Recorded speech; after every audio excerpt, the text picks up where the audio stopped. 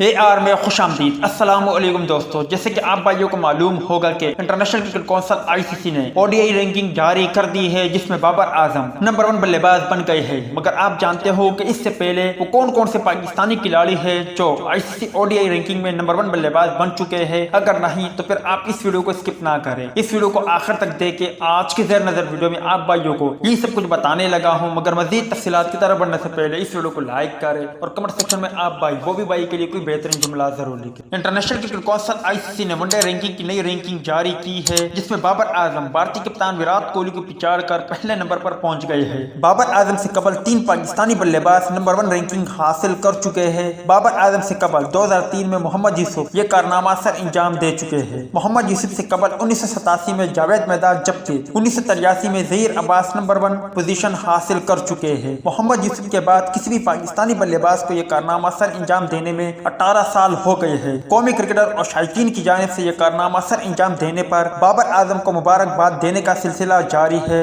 اور بابر اعظم کی تعریفیں کر رہے ہیں۔ امید ہے دوستوں کہ آج کے مختصر ویڈیو بھی آپ بھائیوں کو پسند آئی ہوگی۔ ملتے ہیں کسی نئے ویڈیو میں، تب تک کے لیے اجازت دیجیے۔ اللہ حافظ۔